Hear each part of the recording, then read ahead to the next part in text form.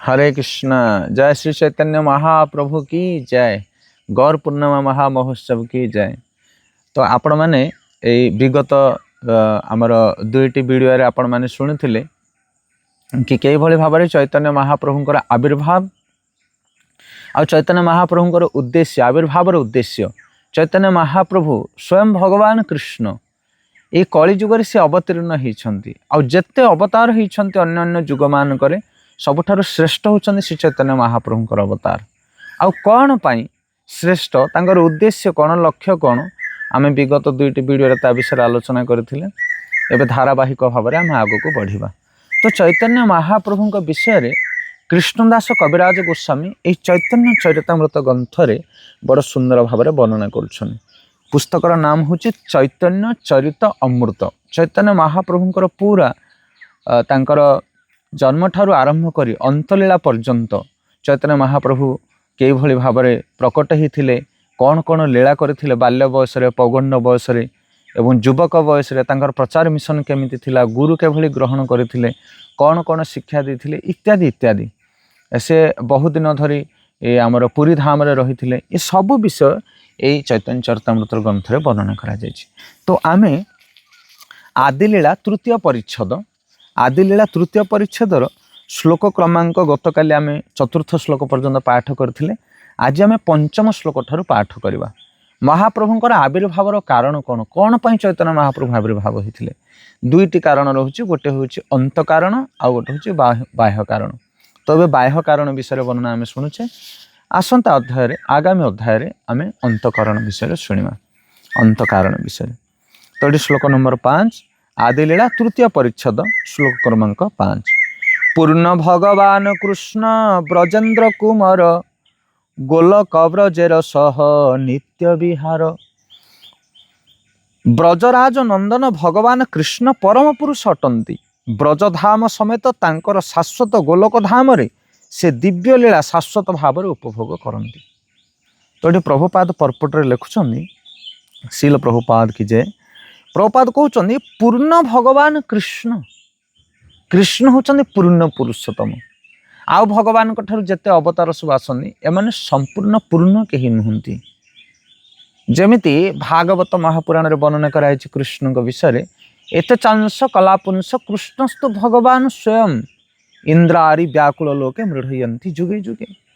ये जेते अवतार मानक विषय वर्णना करागला सुखदेव गोस्वामी सुत गोस्वामी एमाने जेतेबेले भागवतम रे अवतार मानक विषय वर्णना करुछन सब अवतार मानक विषय वर्णना करिया पर शेष रे कहउछन एते च अंश कला पुंस ये सब अवतार माने होछन्दी अंश आउ कला अंश बा अंशर अंश। ताहले पूर्ण किए ना पूर्ण होछन्दी कृष्ण। एते च अंश कला पुंस कृष्णस्तु भगवान स्वयं कृष्ण होछन्दी स्वयं भगवान।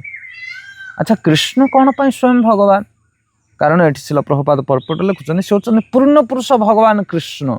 काहेकि पूर्ण पुरुषोत्तम कारण तांको पाखरे 6टी ऐश्वर्य पूर्ण भाव में रही। पराशर मुनि सुंदर श्लोक कहउछन्नी ऐश्वर्यस्य समग्रस्य वीर्यस्य यशस्वी श्रेय। एथिरे कहउछन्नी ए श्लोक रे वर्णना करुछन्नी कि भगवान कृष्ण को पाखरे 6टा ऐश्वर्य पूर्ण भाव में रही। जेमिति प्रथम ऐश्वर्य होछि बल भगवान होचन्दी बलवान द्वितीय रे होचन्दी धनवान तृतीय रे होचन्दी जशवान चतुर्थ रे होचन्दी सौंदर्यवान पंचम रे होचन्दी ज्ञानवान आउ षष्ठ रे होचन्दी त्यागवान। ये 6टा गुण भगवान को पाखरे पूर्ण भाव में अच्छी। देख जनक पाखरे धन अधिक थाई पारे किंतु धन जहाँ पाखरे अधिक अच्छी जदि बल नथिबो ताहले से धन द्वारा से परम सुखी हो पारिबो नाही। बलवान लोक माने ताठारु मध्य अधिक ताठारु सुख पाई परिबे बा ताठारु धन अपहरण करि नै परिबे इत्यादि इत्यादि। तो धन ठारु बल भी थिबा दरकार। धन अच्छी जनक पाखरे बल अच्छी जनक पाखरे दुईटा गुण थाई पारे किंतु जदि जश नाही ताकू जदि लोक माने पसंद केही करू नाहंती ताहले से धन बल थाई कि मते किछि लाभ नाही। सत कि नहीं आमे अनुभव करछे कथा। जश कहा पाखरे धन भी नहीं बल भी नहीं किंतु गुण एमिति अछि जे ताको लोक बहुत पसंद करछन से धनी लोक आ बलुआ लोक ठारू मध्य अधिक आनंद प्राप्त होछ।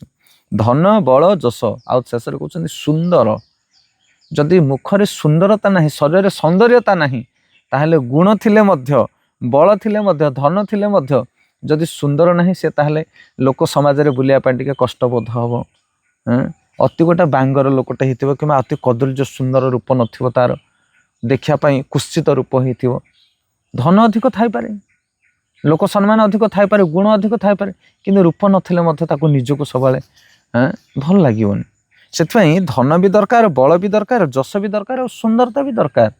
ଇଏ ସବୁ ଥାଇ ମଧ୍ୟ ଯଦି ଜ୍ଞାନ ନଥିବ, ଉପଯୁକ୍ତ ଜ୍ଞାନ, ତାହେଲେ ମଧ୍ୟ ସେ ସୁଖ ହେଇପାରିବ ନାହିଁ। କାରଣ ଜ୍ଞାନ ଦ୍ୱାରା ହିଁ ଜଣେ ଉପଯୁକ୍ତ ଆନନ୍ଦ ପ୍ରାପ୍ତ ହୁଏ। ଆଉ ଶେଷ ପଏଣ୍ଟ କ'ଣ ନା, ଜ୍ଞାନ ଅଛି ଗୋଟେ ଲୋକ ପାଖରେ, ଧନ ଜ୍ଞାନ ବଳ ସବୁ ଅଛି, କିନ୍ତୁ ତ୍ୟାଗ ଭାବନା ଯଦି ନାହିଁ, ବୈରାଗ୍ୟ ଭାବ ଯଦି ନାହିଁ, ତାହେଲେ ସଂସାର ବିଷବସ୍ତୁ ଆସକ୍ତି ହେଇ ତା ଜୀବନ ଯିବ। ସେଥିପାଇଁ ତ୍ୟାଗ ଭାବନା ରହିବା ଦରକାର। କାମନାର ବିନାଶରେ ଦୁଃଖର ବିନାଶ। ସେଥିପାଇଁ ଯାହା ହୃଦୟରେ କାମନା ରହିଛି, ତ୍ୟାଗ ଭାବନା ନାହିଁ, ତା ଜୀବନରେ ସୁଖ ଆସିପାରିବ ନାହିଁ। ଆଉ ଭଗବାନ କୃଷ୍ଣ, ତାଙ୍କ ପାଖରେ 6ଟା ଗୁଣ ପୂର୍ଣ୍ଣ ଭାବରେ ରହିଛି। ସେ ସଂସାର ସବୁଠାରୁ ଧନବାନ ବ୍ୟକ୍ତି, ସବୁ ଧନର ମାଲିକ ସିଏ, ସବୁଠାରୁ ବଳବାନ ସିଏ, ତାଙ୍କଠାରୁ ବଳବାନ ଜଗତରେ କେହି ନାହିଁ, ଭଗବାନ କୃଷ୍ଣ। ଆଉ ଯଶବାନ, ଏ 3 ଭୁବନରେ ତାଙ୍କର ଯଶ କୀର୍ତ୍ତିମାନ, ସବୁ ପୁରାଣ ଶାସ୍ତ୍ର ବେଦ ଉପନିଷଦରେ। ଆଉ ସୁନ୍ଦର, କନ୍ଦର୍ପ କୋଟି କମନୀୟ କାନ୍ତି, ତାଙ୍କଠାରୁ ସୁନ୍ଦର ବ୍ୟକ୍ତି ଜଗତରେ କେହି ନାହାନ୍ତି। ଆଉ ଜ୍ଞାନ, ସବୁ ଜ୍ଞାନର ଆଧାର ହେଉଛନ୍ତି ଭଗବାନ। ସର୍ବସ୍ୱ ହୃଦୟ ସନ୍ନିବିଷ୍ଟ ମତ୍ତ ଶ୍ରୁତି ଜ୍ଞାନ ଅପହମଞ୍ଚ, ଭଗବାନଙ୍କ ଠାରୁ ସବୁ କିଛି ସୃଷ୍ଟି ହେଇଛି। ବେଦଶ୍ଚ ସର୍ବେ ରହମେବ ବେଦ୍ୟ, ବେଦାନ୍ତ କୃଦୁ ବେଦ ବେଦବିତ୍ ଅହଂ, ମୁଁ ହେଉଛି ବେଦର ଜ୍ଞାତା, ମୁଁ ବେଦକୁ ଜାଣିବା ବାଲା, ମୁଁ ହେଉଛି ବେଦ। ଆଉ ସିଏ ହେଉଛନ୍ତି ତ୍ୟାଗର ପ୍ରତୀକ, ଭଗବାନ ହେଉଛନ୍ତି ପରମ ତ୍ୟାଗୀ, ଅନାସକ୍ତ। ଏ ଜଗତର କୌଣସି ସୁଖ ସମୃଦ୍ଧି ବା ମାନ ସମ୍ମାନ ଠାରୁ ସେ ସର୍ବଦା ଦୂରରେ, ଆତ୍ମକାମ ସିଏ, ଆତ୍ମାରାମ ସିଏ। ତ ଏଭଳି ଭାବରେ ଏଇ ଶ୍ଲୋକରେ ଶ୍ରୀଲ ପ୍ରଭୁପାଦ এই କଥା ବୁଝାଉଛନ୍ତି କି ଭଗବାନ କୃଷ୍ଣ ହେଉଛନ୍ତି ପୂର୍ଣ୍ଣ ପୁରୁଷୋତ୍ତମ। ଆଉ ସେଇ କୃଷ୍ଣ ଯେ ଗୋଲକ ଧାମରେ ରହନ୍ତି, ଯେ ସବୁ ଅବତାର ମାନଙ୍କ ଠାରୁ ଭିନ୍ନ, ଯେ ପୂର୍ଣ୍ଣ ପୁରୁଷୋତ୍ତମ ଭଗବାନ କୃଷ୍ଣ ସ୍ୱତନ୍ତ୍ର ସେ, ଆଉ ସବୁ ଅବତାର ମାନେ ତାଙ୍କର ଅଂଶ, ସେଇ କୃଷ୍ଣ ବ୍ରହ୍ମାଙ୍କର ଗୋଟିଏ ଦିନରେ ଥରେ ଆସନ୍ତି। ଆପଣ କହିବେ ବ୍ରହ୍ମାଙ୍କର ଗୋଟିଏ ଦିନ, ଚୈତନ୍ୟ ଚରିତାମୃତ ତା ବିଷୟରେ ବର୍ଣ୍ଣନା କରାଯାଇଛି। ଆମର ବହୁତ ଛୋଟିଆ ମୁଣ୍ଡ, ଆମ ମୁଣ୍ଡରେ ଆମେ ଏତେ ବଡ଼ ବଡ଼ କଥା ବୁଝିପାରିବା ନାହିଁ। ସେଥିପାଇଁ ଭଗବାନଙ୍କ ବିଷୟରେ, ଭଗବାନଙ୍କର ଅବତାର ବିଷୟରେ ଜାଣିବା ପାଇଁ ହେଲେ ଆମକୁ ଶାସ୍ତ୍ର ଅଧ୍ୟୟନ କରିବା ଦରକାର। ଆଜି ଶୁଣନ୍ତୁ ଆପଣମାନେ କି ଅପୂର୍ବ କଥା କହୁଛନ୍ତି। ତାପରେ ଶ୍ଲୋକରେ କହୁଛନ୍ତି, ବ୍ରହ୍ମାର ଏକ ଦିନେ ତିହ ଏକ ବାର, ଅବତୀର୍ଣ୍ଣ ହୟା କରେନ ପ୍ରକଟ ବିହାର। କିଏ? ତିହ ମାନେ ସେଇ ଭଗବାନ କୃଷ୍ଣ। ସେ କୃଷ୍ଣ କ'ଣ କରନ୍ତି ନା, ବ୍ରହ୍ମାର ଗୋଟିଏ ଦିନରେ ଗୋଟିଏ ଥର ଅବତୀର୍ଣ୍ଣ ହୁଅନ୍ତି ଏ ଧରାଧାମରେ। ଆଚ୍ଛା, ବ୍ରହ୍ମାଙ୍କର ଗୋଟିଏ ଦିନ କ'ଣ, ତାକୁ ଆଗେ ବୁଝିବା ପ୍ରଥମେ। ବ୍ରହ୍ମାଙ୍କର ଗୋଟିଏ ଦିନରେ ଭଗବାନ କୃଷ୍ଣ ଆଦି ପୁରୁଷ ସେ ଆସନ୍ତି ଥରେ। ଆଉ ଅନ୍ୟ ସମୟରେ ଅନ୍ୟ ଅବତାର ମାନେ ତାଙ୍କର ଅଂଶ ସ୍ୱାଂଶ ଆସନ୍ତି, ତାଙ୍କର ଅଂଶ ଅଂଶର ଅଂଶ, କଳା ଅଂଶ, କିନ୍ତୁ ଭଗବାନ ଆସନ୍ତି ନାହିଁ। ସେ ଅବତାରୀ, ତାଙ୍କ ଠାରୁ ସବୁ ଅବତାର ମାନେ ସୃଷ୍ଟି ହୁଅନ୍ତି। ସେ ଗହନ କଥା ପରବର୍ତ୍ତୀ ସମୟରେ ଆମେ ଧୀରେ ଧୀରେ ବୁଝିପାରିବା ସବୁ। ତ ପ୍ରଥମେ ଆମେ ଜାଣିବା ଏବେ ବ୍ରହ୍ମାଙ୍କର ଗୋଟିଏ ଦିନ କ'ଣ। ସେଇ ଗୋଟିଏ ଦିନରେ ଥରେ ଭଗବାନ କୃଷ୍ଣ ଆସନ୍ତି ଗୋଲକ ଧାମକୁ ଛାଡ଼ି, ଅବତାର ମାନଙ୍କୁ ପଠାନ୍ତି ନାହିଁ, ନିଜେ ଆସନ୍ତି। ଯେମିତି ଜଣେ ମାଲିକ ଅଛି, କମ୍ପାନୀ ମାଲିକ, କମ୍ପାନୀ ଅଡିଟ୍ କରିବା ପାଇଁ ତାଙ୍କର ଅଲଗା ଅଫିସର ମାନଙ୍କୁ ସେ ପଠାନ୍ତି, ସବୁ ସପ୍ତାହରେ କିମ୍ବା ସବୁ ମାସରେ ଥରେ ଥରେ ଅଡିଟ୍ ପାଇଁ ଯାଆନ୍ତି। କିନ୍ତୁ ମାଲିକ ଯିଏ, ସେ ବର୍ଷକୁ ଥରେ ଆସିବ କିମ୍ବା ବର୍ଷକୁ 2 ଥର ଆସିବ, ତାର ଗୋଟେ ସମୟ ସୀମା ଥାଏ। ସେଇ ସମୟରେ ମାଲିକ ଆସିକି ଦେଖିଦେଇକି ଯିବ। ତ ଯେଭଳି ଭାବରେ ସେମିତି ଭଗବାନ ସର୍ବେଶ୍ୱର, ସେ ସବୁବେଳେ ଆସନ୍ତେ ନାହିଁ।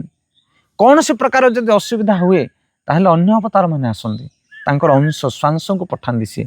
କିନ୍ତୁ ଭଗବାନ ସ୍ୱୟଂ ବ୍ରହ୍ମାଙ୍କର ଗୋଟିଏ ଦିନରେ ଆସନ୍ତି। ଆଉ ସେ ବ୍ରହ୍ମାଙ୍କର ଗୋଟିଏ ଦିନର ପିରିୟଡ଼ କ'ଣ ଆପଣମାନେ ଶୁଣନ୍ତୁ। କହୁଛନ୍ତି, ସତ୍ୟ ତ୍ରେତା ଦ୍ୱାପର କଳି 4 ଯୁଗ ଜାନି, ସେହି 4 ଯୁଗେ ଦିବ୍ୟ ଏକ ଯୁଗ ମାନି। ଆମେମାନେ ସମସ୍ତେ ଜାଣିଛେ ସତ୍ୟ ଯୁଗ, ତ୍ରେତୟା ଯୁଗ, ଦ୍ୱାପର ଯୁଗ, କଳି ଯୁଗ, ଏଭଳି 4ଟା ଯୁଗ ରହିଛି, ସତ୍ୟ ତ୍ରେତୟା ଦ୍ୱାପର କଳି। ଆଉ ଆର ପିରିୟଡ଼ କ'ଣ, ସମୟ କେତେ ଦେଖନ୍ତୁ। ଏଇ ଯୋଉ କଳି ଯୁଗରେ ଆମେ ରହୁଛେ, ଇଏ ହେଉଛି 4,32,000 ବର୍ଷ। 4,32,000 ବର୍ଷ ହେଉଛି କଳିଯୁଗର ସମୟ। ଏ କଳିଯୁଗ ଗତ କଲା ପରେ ପୁଣି ସତ୍ୟ ଆସିବ, ପୁଣି ତ୍ରେତୟା, ପୁଣି ଦ୍ୱାପର, ପୁଣି କଳି, ଏଭଳି ସାଇକେଲ ଚାଲିଛି, ସତ୍ୟ ତ୍ରେତୟା ଦ୍ୱାପର କଳି, ସତ୍ୟ ତ୍ରେତୟା ଦ୍ୱାପର କଳି। ତ କଳିଯୁଗ ହେଉଛି 4,32,000 ବର୍ଷ। ତାପରେ କଳିଯୁଗ ପୂର୍ବରୁ ଯୋଉ ଥିଲା ଦ୍ୱାପର ଯୁଗ, ଇଏ ହେଉଛି ଏହାର ଡବଲ, 4 ଲକ୍ଷ ମାନେ 8,64,000 ବର୍ଷ हूँ द्वापर जुग कारण से समय परमायु थिला अधिक लोकंर सबकिछि अधिक थिला सत्य त्रेता तापर द्वापर जुग कली जुग द्वापर जुग ता पूर्व थिला त्रेता त्रेता जुग हूँ कली जुगर 3 डबल माने विचार करनु ये डबल से 3 डबल आ सत्य जुग हूँ कली जुगर 4 गुणा माने पूर्व जुग जाक बहुत लंबा समय थिला एबे कली जुग हूँ सबठारु सीमित समय 4,32,000 वर्ष हूँ कली जुग तो ये भाव में ये सत्य त्रेता द्वापर कली ये चारिटाक जुग गोटे थर जो अतिबाहित हुए ताकू कहुए गोटे दिव्य जुग तो कहते कि सत्य त्रेता द्वापर कली 4 जुग जानी से 4 जुगे एक दिव्य जुग मानी ओके ब्रह्मांकर गोटे दिन केते होउची सेटा आम कैलकुलेशन करछे तापर कहउछनी एक स्तर चतुर्जुगे एक मनंतर 14 मनंतर ब्रह्मार दिवस भीतर कहउछनी ए जो सत्य त्रेता द्वापर कली ये हैला 4 जुग सत्य त्रेता द्वापर कली ये गोटे दिव्य जुग ए भली 71टा दिव्य जुग जेतले गति हुए केते थर 71टा दिव्य जुग सत्य त्रेता द्वापर कली सत्य त्रेता द्वापर कली जेतले 71 थर गति हुए ताकू गोटे मनंतर कहा जाए मनंतर मनु के ना मनु होछन मानव जातिर पिता जमिति आपण माने बुझी परिबे कि आजिकाली जमिति हमर सरपंच निर्वाचन चली 5 वर्ष को थरे सरपंच नियुक्ति होछन हेले ई भगवान जो संसार तैयारी करछन आकु परिचालना करिया पय मथे जने राजा नियुक्ति होछन आ तांकर समय काल केते ना 71 चतुर्युगरे गोटिए मनु आसंती मनु माने मानव जातिर पिता मनु महाराज तो एभली भाव में कहउचंदी कि सत्य त्रेता द्वापर कली सत्य त्रेता द्वापर कली 71 थर गति हैला परे गोटिए मनंतर हुए आउ एभली भाव में जेतले 14टा मनु अतिबाहित करंती 71 चतुर्युगरे गोटे मनंतर आउ थरे 71 चतुर्युगरे आउ गोटे मनंतर एभली भाव में जेतले 14टा मनु गति हुंती सेतले ब्रह्मांकर गोटिए दिन हुए ब्रह्मांकर 12 घंटा विचार करंतु आपण माने ब्रह्मांकर 12 घंटा हुए केतटा 14टा मनंतर विचार करम तो अच्छा ये हे गला ब्रह्मांकर गोटिए दिन 71 चतुर्युगरे गोटिए मनंतर 14टा मनंतर रे ब्रह्मांकर गोटिए दिन अच्छा बर्तमान भगवान केते बेला आसंदी ता भितर ये एते लंबा समय रहिला भगवान कृष्ण केते बेला आसंदी गोटिए थरा आसंदी दिन भितर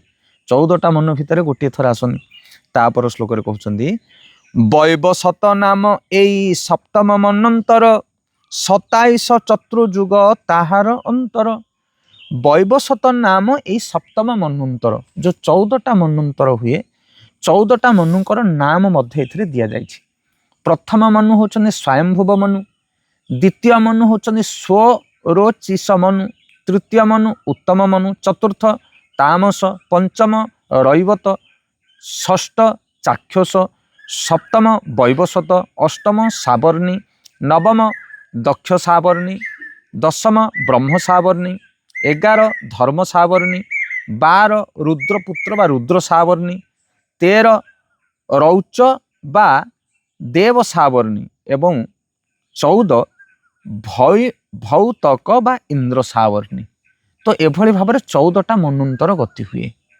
तो ये 14टा मनु भितर एबे जोटा चली हूँ सप्तम मनंतर ठीक मिडिल पोजिशन ये सप्तम मनंतर रे जो मनंतर हुए मनंतर मनंतर सप्तम मनंतर एबे चली ब्रह्मांकर अधा दिन यहाँ माने ब्रह्मांकर 12टा बोली भाव दिन 12टा कारण अधा दिन गति करें आमर जमी दिन 12टा है अधा दिन गति हुए से ब्रह्मांकर एबे अधा दिन अधा दिन यहाँ सप्तम मनंतर चली सप्तम मनंतर भी 71 चतुर्युग हुए किंतु एबे जो चली केते चतुर्युगी ना ये हूँ 28 चतुर्युगी 27 चतुर्युग ताहार अंतर ये हूँ 27 चतुर्युग बर्तमान चली 27 युग चतुर्युग 27 नंबर चतुर्युग बर्तमान गति करुछि वर्तमान मनु सप्तम मनु तांकर वैवसत कहा जाए वैवसत पुत्र तांकर बयस 27 दिव्य युग 100 वर्ष वर्तमान अतिबाहित है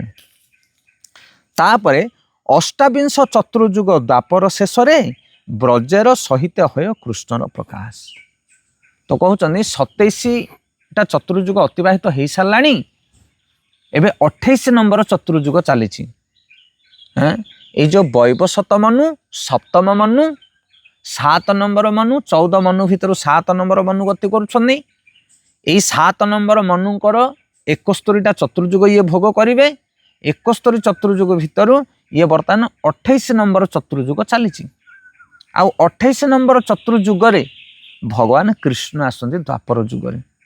ଆପଣ କହିବେ କେବଳ 28 ନମ୍ବର ଚତୁର୍ଯୁଗରେ ଆସନ୍ତି? ଆଉ ଯେଉଁ 71ଟା ଚତୁର୍ଯୁଗ ଯାଏ, ଆଉ 70ଟା ଚତୁର୍ଯୁଗ ଯାଏ ଗୋଟେ ମନନ୍ତର ଭିତରେ, ଗୋଟେ ମନନ୍ତରରେ 70ଟା ଚତୁର୍ଯୁଗ ଯାଏ, ତା ଭିତରେ କୃଷ୍ଣ ଆସନ୍ତିନି ସବୁ ଦ୍ୱାପରରେ। ସବୁ ଦ୍ୱାପର ଯୁଗରେ କୃଷ୍ଣ ଆସନ୍ତିନି। ତାହେଲେ କିଏ ଆସନ୍ତି? ନା ବିଷ୍ଣୁ ରୂପରେ କୃଷ୍ଣ ଆସନ୍ତି, ବା ବିଷ୍ଣୁ କୃଷ୍ଣ ରୂପରେ ଆସିକି ଲୀଳା କରନ୍ତି। ସେ ଆହୁରି ଗହନ କଥା। ସେଥିପାଇଁ ମହାବିଷ୍ଣୁଙ୍କର ଗୋଟେ ଅବତାର ରହିଛି। ଭଗବାନଙ୍କ ଶରୀରରୁ 3ଟି ପୁରୁଷ ଅବତାର ବାହାରନ୍ତି। ଗୋଟେ ହେଉଛନ୍ତି କାରଣ କୋଷାଇ, ଗୋଟେ ହେଉଛନ୍ତି ଗର୍ଭଦ କୋଷାଇ, ଗୋଟେ ହେଉଛନ୍ତି କ୍ଷୀରୋଦ କୋଷାଇ। ଇଏ ହେଉଛନ୍ତି ପୁରୁଷ ଅବତାର। ଯେମିତି ଭଗବାନଙ୍କର 3ଟି, ଗୋଟେ ରହିଛି ଗୁଣ ଅବତାର, ସତ୍ୟ ଗୁଣରେ ବିଷ୍ଣୁ, ରଜ ଗୁଣରେ ବ୍ରହ୍ମା, ତମ ଗୁଣରେ ଶିବ, ଆଙ୍କୁ କୁହାଯାଏ ଗୁଣ ଅବତାର। ସେମିତି ପୁରୁଷ ଅବତାର ହେଉଛନ୍ତି କାରଣ କୋଷାଇ ବିଷ୍ଣୁ, ଗର୍ଭଦ କୋଷାଇ ବିଷ୍ଣୁ, ଆଉ କ୍ଷୀରୋଦ କୋଷାଇ ବିଷ୍ଣୁ। 3ଟି ବିଷ୍ଣୁ ଅଛନ୍ତି। ଏଇ ଯେଉଁ କାରଣ କୋଷାଇ ବିଷ୍ଣୁ ଯିଏ, ତାଙ୍କଠାରୁ ସବୁ ଅବତାର ମାନେ ସୃଷ୍ଟି ହୁଅନ୍ତି। ଯେତେବେଳେ ଯେଉଁ ଅବତାର ଦରକାର ପଡ଼େ ସେ ବିଷ୍ଣୁଙ୍କ ଦେହରୁ ସବୁ ପ୍ରକଟ ହେଇକି ଆସନ୍ତି। ବିଚାର କରନ୍ତୁ ଆପଣମାନେ। ସେଥିପାଇଁ ସତ୍ୟ, ତୃତୀୟ, ଦ୍ୱାପର, କଳି 4 ଯୁଗରେ ଯେଉଁ ଯୁଗ ଅବତାର ମାନେ ଆସନ୍ତି, ପ୍ରତ୍ୟେକ ଯୁଗ ମାନଙ୍କରେ ସେ ମଧ୍ୟ ବିଷ୍ଣୁଙ୍କ ଦେହରୁ ଆସନ୍ତି। ସବୁ କଳି ଯୁଗରେ ମଧ୍ୟ ଆସନ୍ତି ଚୈତନ୍ୟ ମହାପ୍ରଭୁ। ସବୁ ଦ୍ୱାପର ଯୁଗରେ ମଧ୍ୟ ଆସନ୍ତି କୃଷ୍ଣ, କିନ୍ତୁ ସ୍ୱୟଂ କୃଷ୍ଣ ଆସନ୍ତିନି। ଏଇ ବିଷ୍ଣୁଙ୍କ ଠାରୁ କୃଷ୍ଣ ପ୍ରକଟ ହେଇକି ଆସନ୍ତି। ଏଇ ବିଷ୍ଣୁଙ୍କ ଠାରୁ ଚୈତନ୍ୟ ମହାପ୍ରଭୁ ପ୍ରକଟ ହେଇକି ଆସନ୍ତି। କିନ୍ତୁ ଏବେ ଯେଉଁ 28 ନମ୍ବର ମନ୍ୱନ୍ତର, 28 ନମ୍ବର ଯେଉଁ ଚତୁର୍ଯୁଗ ଚାଲିଛି, ସପ୍ତମ ମନ୍ୱନ୍ତର, ବୈବସ୍ୱତ ମନ୍ୱନ୍ତରର 28 ନମ୍ବର ଚତୁର୍ଯୁଗୀ ଯେଉଁ ଗତି କରୁଛି, ଏଇ ଯୁଗରେ କେବଳ କୃଷ୍ଣ ଆସନ୍ତି, ସ୍ୱୟଂ ପରମ ପୁରୁଷ ଭଗବାନ କୃଷ୍ଣ ଗୋଲୋକ ଧାମକୁ ପରିତ୍ୟାଗ କରି। ଆଉ ତାପରେ କହୁଛନ୍ତି କି ଯେତେବେଳେ କୃଷ୍ଣ ଆସନ୍ତି ଯେଉଁ ଦ୍ୱାପରରେ, ତାହାର ପରବର୍ତ୍ତୀ ଯୁଗରେ କୃଷ୍ଣ ଚୈତନ୍ୟ ମହାପ୍ରଭୁ ରୂପରେ ଆସନ୍ତି। ଆଉ ଏବେ ଯେଉଁ କଳିଯୁଗ ଚାଲିଛି, ଏଇ ଯେଉଁ କଳିଯୁଗରେ ଯେଉଁ ଚୈତନ୍ୟ ମହାପ୍ରଭୁ ଆସିଛନ୍ତି, ଇଏ ଅବତାରୀ ନୁହନ୍ତି, ଇଏ ଅବତାର ନୁହନ୍ତି, ହେଉଛନ୍ତି ଅବତାରୀ କୃଷ୍ଣ। ଏଇ ଗତ ଦ୍ୱାପର ଯୁଗରେ ସ୍ୱୟଂ ଭଗବାନ କୃଷ୍ଣ ଆସିଥିଲେ, ଆଉ ଏଇ କଳିଯୁଗରେ ସ୍ୱୟଂ କୃଷ୍ଣ ଚୈତନ୍ୟ ମହାପ୍ରଭୁ ରୂପରେ ଆସିଛନ୍ତି। ଇଏ ହେଉଛି ସବୁଠାରୁ ବିଲକ୍ଷଣ କଥା। ଇଏ ହେଉଛି ସବୁଠାରୁ କ'ଣ କୁହାଯାଉ, ଦୁର୍ଲଭ କଥା। ବିଚାର କରନ୍ତୁ ଆପଣମାନେ। ବ୍ରହ୍ମାଙ୍କର ଗୋଟିଏ ଦିନରେ 14ଟା ମନୁ, ଗୋଟିଏ ଗୋଟିଏ ମନୁରେ 71ଟା ଚତୁର୍ଯୁଗ। କୋଉ ମନ୍ୱନ୍ତରରେ ଭଗବାନ ଆସନ୍ତିନି। ଗୋଟେ ଗୋଟେ ମନ୍ୱନ୍ତରରେ 71 ଥର ଚତୁର୍ଯୁଗ ଲାଖେ ହୁଏ। ସବୁଥରେ କଳିଯୁଗ ଆସେ, ଦ୍ୱାପର ଯୁଗ ଆସେ, କିନ୍ତୁ ଭଗବାନ କୃଷ୍ଣ ଚୈତନ୍ୟ ମହାପ୍ରଭୁ କୋଉଥରେ ହେଲେ ଆସନ୍ତିନି। କିନ୍ତୁ ଯେଉଁ 7 ନମ୍ବର ମନ୍ୱନ୍ତର, 14 ମନ୍ୱନ୍ତର ଭିତରୁ 7 ନମ୍ବର ମନ୍ୱନ୍ତର, ଆଉ ସେ 7 ନମ୍ବର ମନ୍ୱନ୍ତର ଭିତରେ 28 ନମ୍ବର ଯେଉଁ ଚତୁର୍ଯୁଗୀ ଚାଲିଛି ଦିବ୍ୟ ଯୁଗ, ଆଉ ଏଇ 28 ନମ୍ବର ଦିବ୍ୟ ଯୁଗ ଭିତରେ ଯେଉଁ ଦ୍ୱାପର ଯୁଗ ଆଉ ଯେଉଁ କଳି ଯୁଗ, ସେଇଥିରେ ଭଗବାନ କୃଷ୍ଣ ଆସନ୍ତି, ଆଉ ସେଥିରେ ଭଗବାନ ଚୈତନ୍ୟ ମହାପ୍ରଭୁ ଆସନ୍ତି। ଇଏ ହେଉଛି ସବୁଠାରୁ ଦୁର୍ଲଭ କଥା। ସେଥିପାଇଁ ଆମେମାନେ ଅହଭାଗ୍ୟ ଆମର କି ଆମେମାନେ ଏହି କଳି ଯୁଗରେ ଜନ୍ମ ହେଇଛେ। ଆକୁ ଧନ୍ୟ କଳି ବୋଲି କୁହାଯାଏ। ଅନେକ କଳି ଗତି ହେଲାଣି, ଆଗକୁ ଅନେକ କଳି ଯୁଗ ଆସିବ, ସତ୍ୟ ଦ୍ୱାପର ଆସିବ, କିନ୍ତୁ ଏଇ କଳି ଯୁଗରେ ଯେଉଁ ଆସିଛନ୍ତି ଚୈତନ୍ୟ ମହାପ୍ରଭୁ, ଇଏ ସ୍ୱୟଂ ଭଗବାନ କୃଷ୍ଣ। ସେଇଥିପାଇଁ ଯେଉଁଟା ଆମେ ଅଧ୍ୟାୟର ପ୍ରଥମରୁ ପାଠ କଲେ, ଯେ ଅନେକ ଅନେକ ଯୁଗ ଧରି ଯେଉଁ ଜିନିଷ ଭଗବାନ କୃଷ୍ଣ ପ୍ରଦାନ କରିନଥିଲେ, ଅନେକ ଅନେକ ଅବତାର ମାନେ ଆସିଥିଲେ, କିନ୍ତୁ ଯେଉଁ କୃପା କରିନଥିଲେ କେବେ ବି, ଏହି କଳି ଯୁଗରେ ଚୈତନ୍ୟ ମହାପ୍ରଭୁ ସେଟାକୁ ପ୍ରଦାନ କରୁଛନ୍ତି। ଆଉ ସେ ହେଉଛି କୃଷ୍ଣ ପ୍ରେମ। ପରବର୍ତ୍ତୀ ସମୟରେ ଆମେ ପାଠ କରିବା ସେ ବିଷୟରେ। ସେଥିପାଇଁ ଭଗବାନ କୃଷ୍ଣ, ସ୍ୱୟଂ ଭଗବାନ କୃଷ୍ଣ ଗୋଲୋକ ଧାମ ପରିତ୍ୟାଗ କରି ଏଇ ଦ୍ୱାପର ଯୁଗରେ ଆସିଥିଲେ, ଆଉ ଏଇ କଳି ଯୁଗରେ ମଧ୍ୟ ଆସିଛନ୍ତି। କ'ଣ ପାଇଁ ଆସିଛନ୍ତି ତା ବିଷୟରେ ଆମେ ଆସନ୍ତାକାଲି ପାଠ କରିବା। ହରେ କୃଷ୍ଣ।